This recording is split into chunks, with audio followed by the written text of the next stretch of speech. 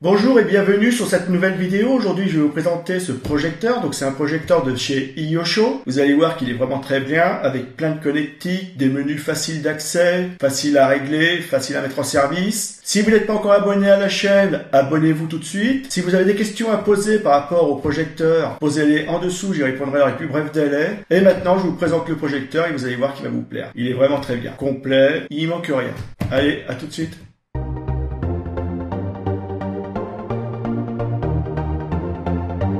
Bonjour, je vous présente le projecteur. Donc c'est un projecteur qui est vendu par Iyosho. C'est le i06. Il a une ampoule de 3200 lumens, donc avec un bon éclairage, une bonne puissance. Donc je vais le sortir de la boîte et on va le regarder ensemble.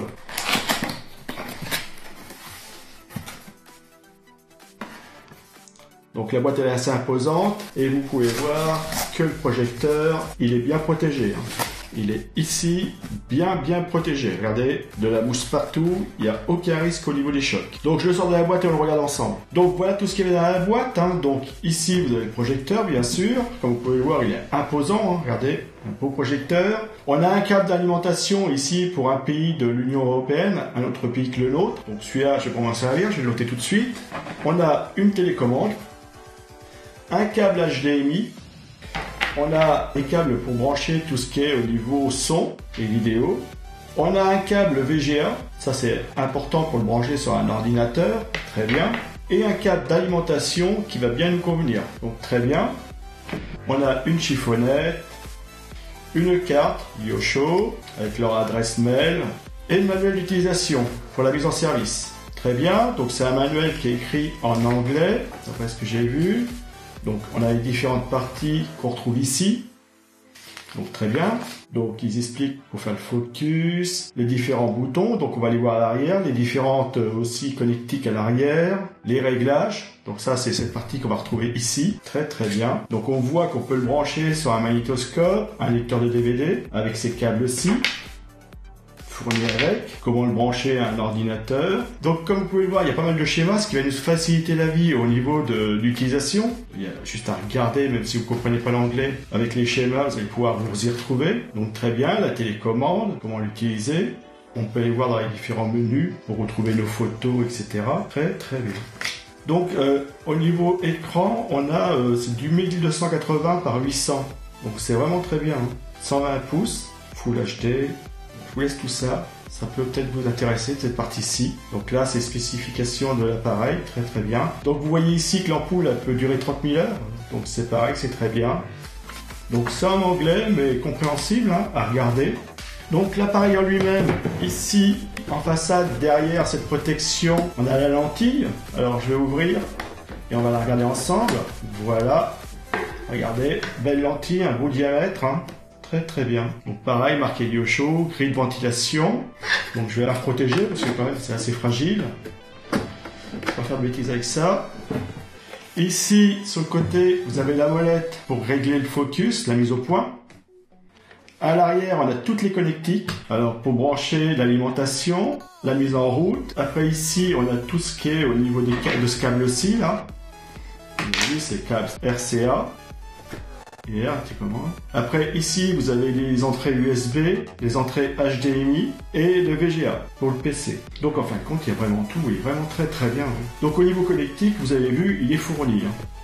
Et donc, sur le dessus, on a toutes les commandes. Donc, très bien. Vous pouvez soit utiliser celle-ci, soit ici à la télécommande.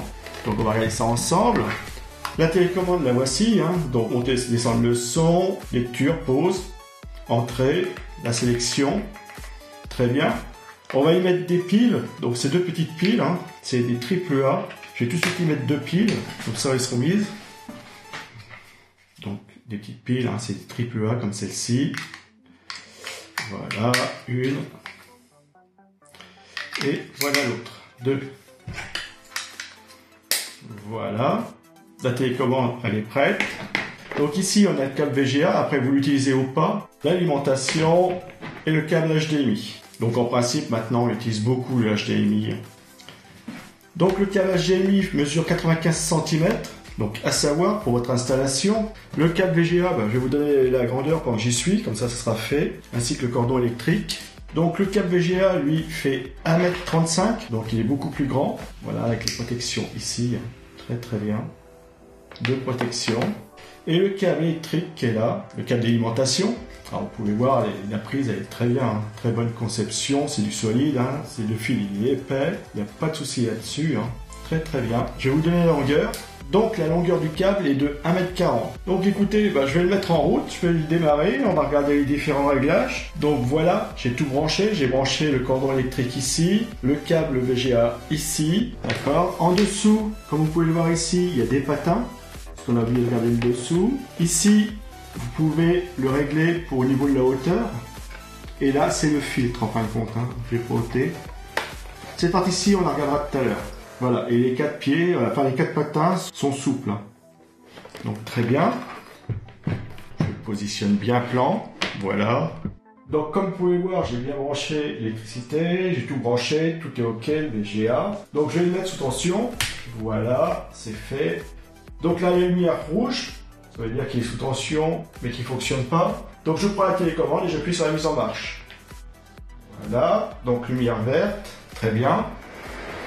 Donc tout de suite, vous avez la ventilation, le bruit qui me dit c'est ok, ça se lance.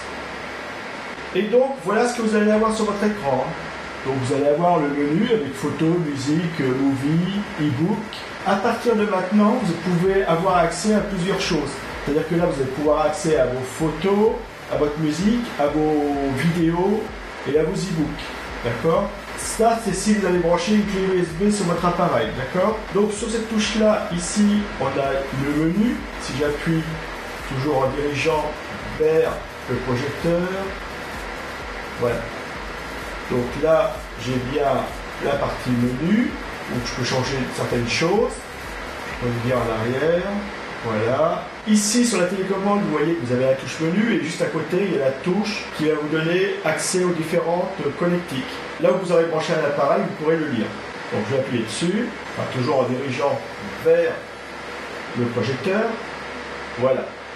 Donc ici, vous voyez que vous avez la VGA qui est ici, l'autre connectique RCA, HDMI et les USB. Donc nous, on va se mettre sur celle-ci. Voilà. Alors toujours la télécommande dirigée vers l'appareil. Hein. Et OK. Et donc là, tout de suite, il a pris l'image que j'avais à l'écran de mon ordi pour la projeter au mur. Donc ça, si vous êtes en train de passer un film, le film sera directement projeté sur votre écran. Donc très bien. C'est génial. Franchement, très très bien. Alors sachez que si vous aviez mis une HDMI, vous sélectionnez la HDMI 1 ou la HDMI 2 et ça reviendrait au même. Hein. Ça se ferait la même chose. Hein. Identique si vous avez une clé USB. Vous choisissez la clé USB et vous allez voir ce que la clé USB est en train de diffuser. Donc très bien. Et vous pouvez voir que c'est très bien. Donc la netteté, comme vous pouvez le voir, elle est bien. Avec cette molette, la molette qui est la plus vers l'arrière du projecteur, vous allez régler les angles. Voilà, pour que l'image soit bien rectangulaire. Et avec celle-ci, vous allez pouvoir régler la netteté. Vous y allez tranquillement, voilà. Et vous voyez que ici, c'est très bien. Alors après, l'appareil, il ne faut pas qu'il soit trop près du mur. Il y a une distance minimale pour que la netteté se fasse. Si vous êtes trop près, vous n'arriverez pas à avoir une image nette. Hein. Je vous le dis tout de suite. Vu que c'est un grand écran, c'est un projecteur qui est assez puissant, il faut du recul. Donc très bien. Donc ça marche très bien, comme vous avez pu le voir. Hein. Tout est nickel. Il ne chauffe pas. Par contre, on entend bien la ventilation. Donc ici sur le dessus, les boutons, on retrouve les mêmes boutons qui se trouvent sur la télécommande. Avec cette touche-ci, vous allez avoir accès aux différentes sorties. Vous sélectionnez la bonne sortie, hein, donc vous venez là. Et après, avec les flèches, voilà, vous vous déplacez dans la bonne sortie. Une fois que c'est fait, vous allez choisir la bonne. Moi, c'est VGA, c'est la dernière. Je fais entrer et voilà, c'est OK. Donc ça, c'est à savoir. Après, ici, c'est pour retourner. Si vous êtes dans un menu et vous voulez faire retour en arrière, vous venez ici. Donc là, je me mets là.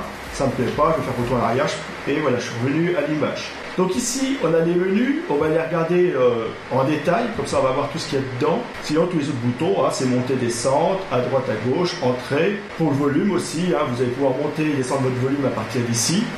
Donc voilà, on est dans les menus. Alors, comme vous pouvez le voir, donc là, il y a le mode de l'image, donc il est standard pour l'instant. Je peux appuyer ici Et vous voyez qu'en utilisant les flèches droite et gauche, on va pouvoir changer certaines choses. Là, le contraste, je l'ai baissé, contraste plus élevé, dynamique, standard. Donc c'est là où on était tout à l'heure. Donc on va laisser standard, je passe partout.